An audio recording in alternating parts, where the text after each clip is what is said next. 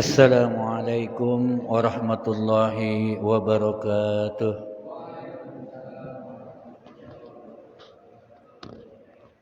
Bismillah walhamdulillah wassalatu wassalamu ala rasulillah nabiyina wa maulana Muhammad bin Abdullah wa ala alihi wa sahbihi wa mawalah la hawla wa la quwwata illa billah. Amma ba'du, qalu subhanaka la ilma lana إلا ما علمتنا إنك أنت العليم الحكيم فإن خير الحديث كتاب الله وخير الهدى هدى محمد صلى الله عليه وسلم من سلك طريقا يلتمس فيه علما سهل الله له به طريقا إلى الجنة. وقال الإمام الشافعي رحمه الله تعالى رحمة واسعة من أراد الدنيا بالعلم ومن أراد الآخرة فعله بالعلم ومن أرادهما فعله بالعلم. Sadaqallahul Aliyyul Azim. Yang sama-sama kita hormati Ketua DKM As-Salam Al-Jami Bapak Ustadz Jamal, kita doakan beliau dan segenap jajaran pengurusnya mudah-mudahan senantiasa diberikan panjang umur, sehat walafiat, berkah dalam segala aktivitas dunia dan akhiratnya, serta istiqamah bersama-sama jamaah memakmurkan masjid yang sama-sama kita cintai ini. Yang sama-sama kita hormati para masyaikh, para guru, para asatiz, para hujaz, jamaah salat maghrib, bapak ibu yang tidak beranjak dari masjid ini, mudah-mudahan semuanya senantiasa berada dalam limpahan rahmat dan keberkahan dari Allah Subhanahu wa taala. Alhamdulillah wa syukurillah bi nikmatillah, kita bersyukur kepada Allah Subhanahu wa taala karena pada malam ini kita masih diberikan kesempatan oleh Allah Subhanahu wa taala untuk bisa menunaikan salat maghrib berjamaah. Mudah-mudahan rangkaian ibadah kita niatkan hingga sampai nanti menjelang isya sekaligus itikaf, ya duduk dalam majelis ilmu, mudah-mudahan dicatat sebagai catatan amal soleh di sisi Allah Subhanahu wa taala. Amin ya rabbal alamin. Salawat juga salam semoga selalu kita haturkan pada junjungan kita baginda Nabi besar Muhammad sallallahu alaihi wasallam beserta para keluarga, sahabat dan juga kita semua termasuk pengikutnya yang istiqamah di dalam menjaga syariatnya dan menghidupkan sunnah-sunnahnya, sehingga insyaAllah mudah-mudahan kita semua termasuk umat yang akan mendapatkan syafaatul uzma fi yaumil qiyamah. Amin ya rabbal alamin. Kita buka kajian hadis Arba'in Nawawi ini dengan umul kitab Suratul Fatihah. Kita mohon keridhaan Allah Subhanahu wa taala dengan wasilah Fatihah. Semoga Allah menjaga hidayah iman dan Islam kita. Allah berikan kekuatan jasmani dan rohani kita untuk tetap istiqamah dalam beribadah dan thalabul ilmi. Duduknya kita dalam majlis ini Allah anugerahkan ilmu yang bermanfaat di dunia wal akhirah. Allah berikan kemudahan dalam segala urusan dunia dan akhirat kita. Rumah tangga kita dijadikan keluarga yang sakinah, mawaddah warahmah. Anak cucu kita dijadikan keturunan yang saleh dan salehah, dan juga kita berharap Allah memberikan kesabaran dan ketabahan kepada kita dalam menghadapi segala persoalan dunia yang tiada. Guru-guru kita, orang tua kita, saudara-saudara kita, jamaah As-Salam Al-Jami yang telah mendahulu kita, bil khusus pengarang kitab hadis Arba'in An-Nawawi Al-Imam An-Nawawi An-Nasaiburi Ad-Dimashqi. Mudah-mudahan dengan karya beliau yang terus kita pelajari akan menjadi asbab kita berkumpul dengan guru-guru kita di dalam surganya Allah Subhanahu wa taala. Yang sakit kita doakan mudah-mudahan Allah angkat dan sembuhkan penyakitnya serta dipulihkan segera kesehatannya. Yang sedang terhimpit Allah luaskan rezekinya, yang jauh di dekat, yang dekat dimudahkan untuk meraihnya. Yang sedang gelisah Allah tenangkan jiwanya, yang sedang menghadapi kesulitan hidup Allah berikan jalan keluar yang sebaik-baiknya. Setiap saat kita tidak pernah lepas dari limpahan rahmat dan keberkahannya sampai dengan akhir kehidupan kita diwafatkan dalam keadaan husnul khatimah. Ala hadiniyah wa ala kulli niyatin salihah wa ila hadratin nabiyil mustafa Muhammadin sallallahu alaihi wasallam. Al-Fatihah. أعوذ بالله من الشيطان الرجيم بسم الله الرحمن الرحيم الحمد لله رب العالمين الرحمن الرحيم مالك يوم الدين إياك نعبد وإياك نستعين اهدنا الصراط المستقيم صراط الذين أنعمت عليهم غير المغضوب عليهم ولا الضالين. Jemaah yang dimuliakan Allah Subhanahu wa taala, kita masih melanjutkan kajian hadis yang ke-9. Kita membahas pada pertemuan yang lalu dari kalimat hadis Rasulullah, ma nahaitukum ya anhu fajtanibuhu. Ya, apa yang kami larang kepada kalian maka fajtanibuhu, maka jauhilah, hindarilah. Itu udah kita bahas bulan yang lalu. Wa ma amartukum bihi fa'tu anhu mastata'tum. Apa yang aku larang kepada kalian dengan syariat bihi fajtanibu fa'tu anhu, maka tunaikanlah darinya mastata'tum, sesuai dengan kemampuanmu. Ini bulan lalu kita bicara tentang an-nahyu, larangan dalam hadis ini. Udah bicara bahwa ada dua macam larangan. Larangan an-nahyul yang menunjukkan pada an-nahyut tahrim, menunjukkan keharaman.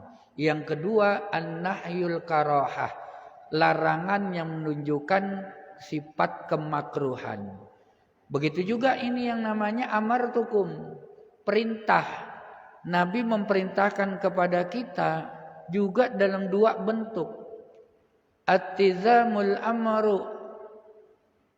Kalimat perintah ini adalah sebuah komitmen.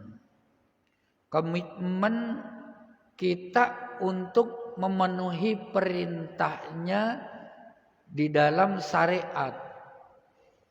Dan setiap perintah yang ada baik dalam fi kitabillah wa sunnatin Nabi sallallahu alaihi wasallam, baik yang ada di dalam kitabullah Al-Qur'an maupun dalam sunnah Rasulullah sallallahu alaihi wasallam, itu selalu bersifat perintahnya al-amrul ijab. Perintah yang menunjukkan wajib. Itu yang pertama. Dalam ayat Al-Quran ketika memerintahkan salat, itu sifatnya mujmal. Sifatnya global.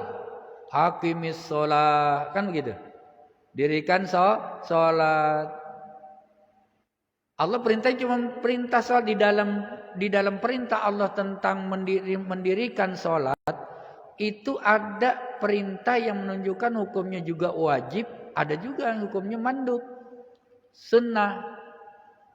Sebab tidak semua yang namanya salat hukumnya wajib. Makanya cuma dalam perintah itu menunjukkan perintahnya bisa dua. Bisa menunjukkan perintahnya wajib, ya bisa juga perintahnya nadom di situ. Apa yang dimaksud dengan al-amrul ijab?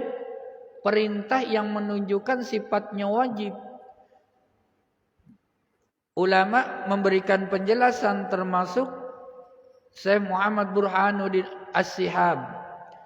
Itu mengatakan amarallahu ta'ala ala lisani nabihi sallallahu alaihi wasallam.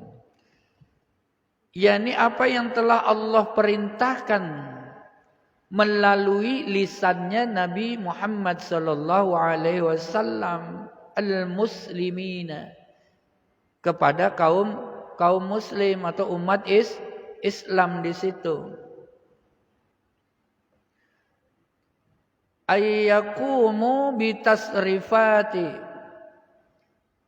untuk melakukan satu perbuatan yang diperintahkan dalam syariat yang hukumnya wajib.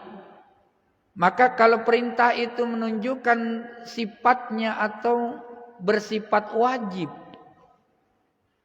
wa qamatul adilati ala an amrihi bidzalika lil ijabi, maka jelas perintah itu menunjukkan bidzalika lil ijabi. Dalil-dalilnya, petunjuknya itu menunjukkan hukumnya mengarah kepada yang wajib. Contohnya kalau dalam syariat, dalam Al-Quran apa? Wala taqrabuz zina. Perintah untuk kita menjauhi, jangan kamu dekati. Atau dalam kalimat perintah yang jelas, wa'atuz zakat, tunaikanlah zakat. Itu bentuk perintah yang hukumnya bisa menunjukkan pada kewajiban di situ. Ay yajibu 'alal mukallafi fi'li ma tuliba minhu bihadzal amr. Nah, yaitu wajib atas seorang mukallaf. Mukallaf itu orang yang sudah terkena ta'lif syar'i, terkena tanggung jawab syariat atau beban syariat. Berarti dia sudah akil balik atau dia berakal sehat, atau dia seorang yang beragama Islam. Orang yang sadar, orang yang sehat akalnya, atau orang yang terjaga. Kalau orang yang tertidur tidak terkena ta'lif syar'i sampai dia terjaga. Orang pingsan dia tidak terkena ta'lif syar'i sampai dengan dia sadar dari pingsannya. Orang yang akalnya tidak sehat, ya tidak terkena ta'lif syar'i hingga dia sembuh. Itu yang namanya mukallaf. Fi'li ma tulibu minhu bihadzal amri. Maka mereka terkena tuntutan syariat untuk melakukan apa yang diminta dari syariat dengan perintah itu. Maka kalau udah diperintah, hukumnya wajib. Itu. Wa in tarkahu uqiba ala tarkihi. Seandainya jikalau dia meninggalkan perbuatan syariat yang diwajibkan perintahnya, maka ala uqiba ala tarki, dia terkena sanksi atau hukuman atas meninggalkannya. Gitu. Artinya kalau perintah ditinggalkan dia berdosa. Gitu. Kama annahu in fa'alahu usibu ala fi'alihi. Sebagaimana bahwasanya jikalau melakukannya, kalau dia ngerjain perintah yang wajib itu usib, maka dia mendapatkan pahala atas perbuatan yang dia kerjain, syariat yang dia perbuat di situ. Itu yang dimaksud dengan al-amrul ijab, perintah yang menunjukkan hukum wajib. Boleh ditinggalin, tetapi tetap harus ada badalnya, ada kodoknya, ada digantinya. Salat, kalau dia lepas, tetap ada hukum wajib mengganti. Puasa Ramadan, kalau dia tinggalin harus mengganti di hari-hari yang lain. Pokoknya hal-hal yang sifatnya wajib boleh ditinggalin.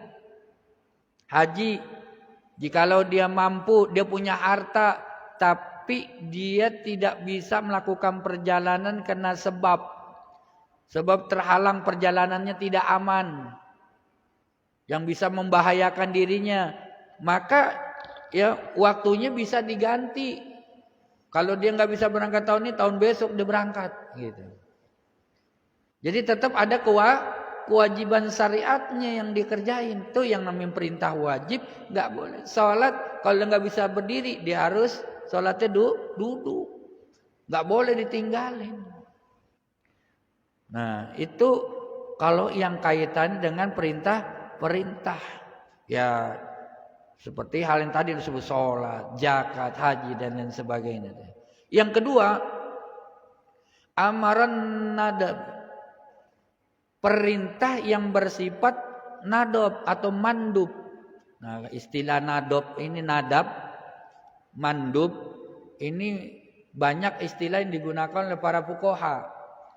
Kadang-kadang ulama fikih menggunakan kata istahab atau mustahab, disukai. Kadang-kadang menggunakan kata nafilah. Kadang-kadang juga menggunakan kata tatawu atau menggunakan kata sunnah itu sendiri. Jadi banyak istilah yang digunakan, ya istilah sunnah. Mandub juga adalah sunnah atau nadab, itu juga sunnah. Wa dzalika anna Allah Ta'ala amaral muslim. Dan yang demikian sesungguhnya Allah Subhanahu wa taala telah memerintahkan umat Islam, seorang muslim, ala lisanihi Nabi sallallahu alaihi wasallam, melalui lisan Nabi juga, yang perintahnya menunjukkan apa? Menunjukkan sunnah. Maka ketika perintah itu menunjukkan sunnah, maka jatuh hukumnya juga menjadi sunnah. Salat yang sunnah, tapi sunnahnya sunnah ada muakkadah, ada ghairu muakkadah. Sunnah yang sangat dianjurkan dan yang tidak begitu dianjurkan. Yang sangat dianjurkan salat sunnahnya salat malam. Salatnya diabadiin dalam Al-Qur'an. Kalimatnya perintah di situ, fatahajjad bihi. Itu kalimat perintah tuh, fatahajjad. Maka bertahajudlah kalian tuh. Fatahajjad bihi nafilatalak, menggunakan kata nafilah supaya apa? Supaya menjadi isyarah buat perintah Allah ini adalah nafilah, bagian dari sunnah, bukan sesuatu yang sangat diwajibkan, bukan. Kata sunnah muakkadah ini kalau menurut pendapat ulama fuqaha mazhab Hanafiyah itu bisa dikatakan adalah fardu kifayah. Ada fardu, ada wajib, ada fardu di situ. Gitu. Nah, ayla yajibu 'alal mukallafi fa'ali ma tuliba minhu bihadzal amri. Tidak wajib atas seorang mukallaf melakukan apa yang diminta atau dituntut dari syariat, dari perintah itu yang bersifat nadab, bihadzal amri, dari perintah itu. Wa in tarkahu la yu'aqibu ala tarkihi, dan jikalau dia meninggalkannya la yu'aqib, maka tidak mendapatkan hukuman atas apa? Ala tarki, terhadap meninggalkan perbuatan tersebut. Tapi sebaliknya nih, Allah begitu besar, ya. Kalau kita ninggalin enggak berdosa, kan ibarat begitu. Kalau sunnah itu kita tinggalin enggak berdosa. Itu kalau sunnah dalam pandangan fikih. Beda lagi nanti sunnah dalam pandangan ulumul hadis atau mustalahul hadis. Kalau dalam pandangan fikih, dikerjain dia dapat pahala, nggak dikerjain dia nggak dapat dosa. Luar biasa nggak? Allah Maha Pemurah nggak? Maha Pemurah. Giliran ninggalin nggak dikasih hukuman sama Allah. Tapi Allah ya memang dalam kebaikan Allah, kemamuran Allah itu pasti ada al-ada wal wa'id. Ada janji, ada ancaman. Dan Allah selalu memberikan janji kepada orang-orang yang mau mengikuti perintahnya meskipun sifatnya mandub di situ. Wa in fi'alahu usiba ala fi'ali. Dan jikalau dia mengerjakannya, dia dapat pahala atas perbuatannya. Tuh. Wa tasriful matlubu bimisli hadzal amri. Hadzal amru yusamma manduban. Ya. Jadi perbuatan itu dituntut ya yang semisal dengan perintah itu ya itu dinamakan sunnah manduban di situ. Ya. Ya banyaklah ya salat sunnah rawatib itu kan yang sunnah dah. Ya termasuk puasa sunnah. Ya banyak dah tuh. Nah, itu kaitannya dengan kalimat ma amartukum bihi. Fa'tu minhu mastata'tum. Ketika Nabi memerintahkan kepada kita dengan syariat, maka Nabi perintah kepada kita, fa'tu, tunaikan syariat itu mastata'tum. Apa yang sesuai dengan kemampuan. Itu luar biasa tuh. Giliran untuk masalah larangan ya nggak ada toleransi. Syariat tuh nggak memberikan toleransi terhadap larangan. Pokoknya yang namanya dilarang, mau yang wajib maupun yang makruh suruh tinggalin. Karena yang haram udah jelas bakal dapat dosa. Kalau yang makruh walaupun enggak sampai pada tingkat mendapatkan dosa, tapi itu sesuatu yang tidak disukai, dibenci termasuk. Cerai halal enggak? Halal. Diperbolehkan enggak? Boleh. Tapi sesuatu yang tidak disukai atau dibenci oleh Allah Subhanahu wa taala. Di situ. Makanya penting nih ya. Dan kaitannya dengan perintah itu enggak ada toleransinya sesuai karena memang setiap orang itu punya kadar kemampuannya. Ini supaya sejalan dan tidak bertentangan dengan ayat-ayat yang lain. La yukallifullahu nafsan illa wus'aha. Kan Allah tidak akan memberikan satu ujian kecuali sesuai dengan kemampuan manusia. Berikan kesulitan agama dalam menegakkan atau menjalankan syariat. Inna hadzal dina yusir. Inna hadzal dina yusra. Sesungguhnya agama itu mudah adanya di situ. Yassirru wala tu'assiru. Dan permudahlah oleh kalian, jangan kalian persulit. Islam itu prinsipnya begitu. Kalau bisa dipermudah, jangan dipersulit. Kalau kita makan kadang-kadang birokrasi. Kalau bisa dipersulit, ngapain dipermudah? Kan begitu ya. Cuman supaya apa? Supaya menghalang-halangi ya niat baik orang. Segala macam begini begitulah alasannya nggak ada ininya, nggak ada itunya lah, kurang lengkap lah ini itunya.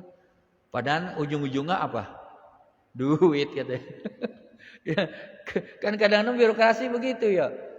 Kita ditilang nih depan, padahal kita udah bawa SIM, bawa STNK, masih hidup, gitu. Ada aja dicari-cari alasannya, ya. Ujung-ujungnya kadang-kadang cari damai. Kan gitu. Itu. Maka dari kata mastata'tum, sesuai dengan kemampuan itu, maka lahir berbagai macam qawaidul fikih, kaidah-kaidah fikih. Sebagaimana ulama memberikan penjelasan makna kata mastata'tum inilah dari hadis ini lahir. Imam Suyuti, Jalaluddin Asyuti di dalam kitab Asba'i wan Nazair itu mengutip hadis ini yang kemudian ya membuat sebuah kaidah dalam fikih namanya qawaidul fikih. Dalam kitab beliau itu Al-Asba'i wan Nazair itu banyak kaidah-kaidah fikih. Salah satunya dicantumkan adalah al-masyaqqatu tajlibut taisir. Ya, bahwa kata ulama, kata Imam Suyuti dikatakan kesukaran itu menyebabkan kemudahan. Al-masyaqqatu, kesukaran tuh. Itu yang bisa menyebabkan kemudahan. Kan tadi Allah bilang la yukallifullahu nafsan illa wus'aha. Dalam ayat lain Allah nyebutin yuridullahu bikumul yusra wa la yuridu bikumul usra. Bahwa Allah itu memberikan kemudahan dan tidak ingin memberikan persulit. Jadi kalau ada kesukaran dipermudah. Bukan malah justru makin dipersulit. Kita kan kalau kita kan begitu. Seringnya kita. Kalau udah sesuatu itu sulit, kita senang mempersulit orang. Padahal kalau orang punya hajat dan membutuhkan kita, jangan malah justru sebaliknya kita persulit. Kalau dia butuh kita, maka lebih kita permudah jalannya. Karena mempermudah ya jalan dari saudara-saudara kita, maka hidup kita akan dimudahkan oleh Allah Subhanahu wa taala. Jangan malah dipersulit. Ya, ma ja'ala 'alaikum fid-dini min harajin, di situ. Dialah Allah ya yang tidak menjadikan satu kesulitan tuh untuk kamu dalam urusan agama. Islam fleksibel enggak? Syariat Islam mudah enggak? Mudah. Kadang-kadang saking mudahnya kita cari mudahnya doang. Karena ada rukhsah kalau dibilang dalam agama ada rukhsah. Tapi nanti ada batasan keringanan itu juga ada batasannya. Enggak dikit-dikit ngambil kemudahan, enggak dikit-dikit ngambil kemudahan. Enggak begitu. Ada juga aturannya di situ, ya. Nah, ini salah satu kaidah yang dinukil oleh Imam Jalaluddin Asyuti ya yang diambil dari hadis ini. Tentang kesukaran itu pasti menjadikan sebab adanya kemudahan. Kita berada di tengah hutan, nggak ketemu makanan, yang ketemu cuma seekor hinjir. Coba, hinjir hukumnya haram. Tapi ketika tidak ada makanan, ya selain itu kesulitan kita mendapatkan kemakanan, Allah dikasih kemudahan, maka diperbolehkan kita makan. Untuk apa? Untuk mencegah terjadinya kerusakan yang lebih besar.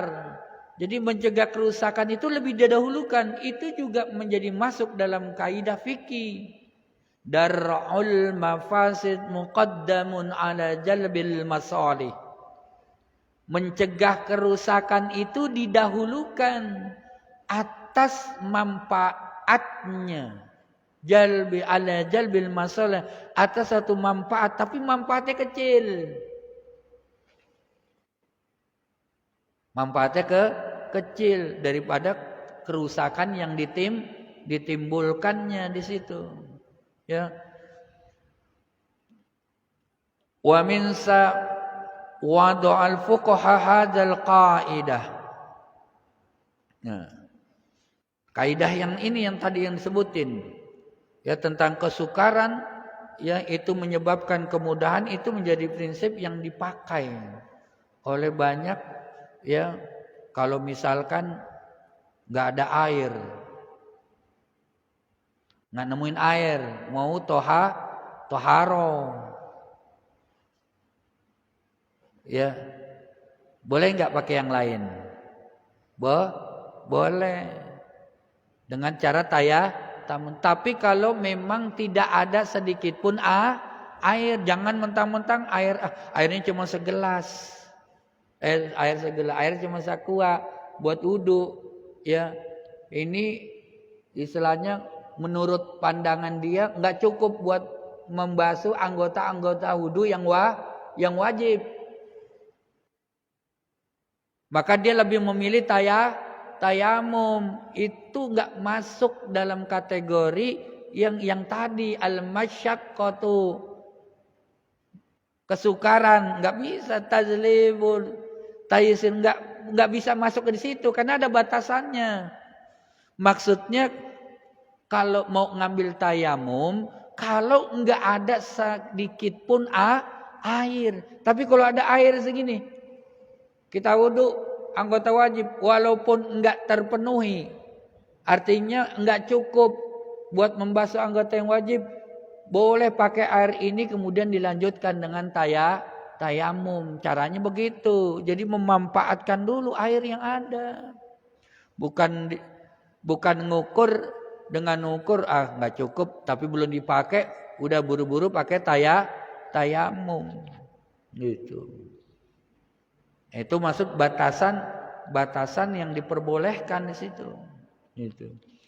Nah ini ya dari kata mastaqtum di situ. Maka penting ya kita juga harus tahu tentang batasan-batasan ya kaidah ini al-masyaqqatu tazlibut ta'isir. Kita harus tahu batasan-batasan kesukaran yang bisa diperbolehkan dengan kemudahan. Enggak semua. Contohnya tadi. Gitu. Paham ya sampai sini ya? Banyak lagi, kasusnya banyak lagi. Gitu. Ya, misalkan orang berpuasa nih. Kemudian dia berbuka karena alasan cuma lapar. Dia puasa, kemudian dia berbuka hanya lantaran dia lapar. Itu nggak boleh yang begitu. Yang boleh kalau dia melakukan perjalanan safar atau dia dalam keadaan marid, sakit, itu yang diperbolehkan. Tapi kalau cuma alasannya karena lapar, nggak boleh ngambil kemudahan di situ, nggak boleh menggunakan kaidah ini. Itu yang harus kita pahami di situ, ya. Ya Allah, waktunya cepat banget ya, ini karena memang hadis ini banyak dinukil oleh para ulama fuqaha dalam memberikan satu kaidah-kaidah di dalam membuat kaidah fikih di situ. Ya, karena memang penting seperti tadi orang berangkat haji, ya juga boleh mengambil kemudahan. Kalau misalkan memang ya kondisinya dia nggak bisa mengikuti haji dengan haji reguler, karena dia nggak bisa bertahan untuk lama-lama karena kondisinya yang tidak memungkinkan. Maka dia memiliki harta, dia bisa berangkat dengan haji khusus, atau mungkin dia bisa berangkat dengan haji furoda. Boleh nggak? Boleh. Yang penting uangnya ada, hartanya ada, gitu. Tapi bukan karena alasan yang tidak dibenarkan oleh syar'i. Kadang-kadang orang mau haji khusus, orang mau haji furoda tuh kan pengen cepet, pengen buru-buru kelar. Yang penting gue mau dapat titel haji udah, gitu. Tapi bukan nilai ibadahnya yang dicari, bukan cari nikmatnya beribadah, menunaikan ibadah haji di sana, tapi cuma lantaran pengen supaya dapat titel haji. Lah yang kayak begini nih yang tidak bisa menggunakan kaidah masyaqqatu tazlibu ta'isir ini di situ. Ya, insyaallah nanti kita lanjutkan lagi di sini. Wallahu alam bisawab. Al-Fatihah. A'udzu billahi minasyaitonir rajim. Bismillahirrahmanirrahim. Alhamdulillahirabbil alamin. Arrahmanir rahim. Maliki yaumiddin. Iyyaka na'budu wa iyyaka nasta'in. Ihdinas siratal mustaqim. Siratal ladzina an'amta 'alaihim ghairil maghdubi 'alaihim waladdallin. Amin. Wa'fu 'anna ya karim wa'fu 'anna ya karim wa'fu 'anna ya karim ya arhamar rahimin. Irhamna. Allahumma inna nas'aluka ilman nafi'ah. Allahumma aslih zata bainina. Allahumma alif baina qulubina. Allahumma inna na'udzubika minaz zulumatil wahmi wasahyi bin nuril fahmi wa tashbah nahri fahmi wa la bil ma'rifati ilmi. Allahumma inna na'udzubika min ilmi la yanfa wa min qalbihi la yahsha wa min nafsi la tashba wa min du'ai la yusma wa min amali la yurfa min fadlika dawm fi subhanaka Allahumma wa tahiyyatun fiha assalam wa akhiru da'wahum alhamdulillahi rabbil alamin. Astaghfirullahal azim. Astaghfirullahal azim. Astaghfirullahal azim. Subhanakallahumma wa bihamdika asyhadu an la ilaha illa anta astaghfiruka wa atubu ilaik. Assalamualaikum warahmatullahi wabarakatuh.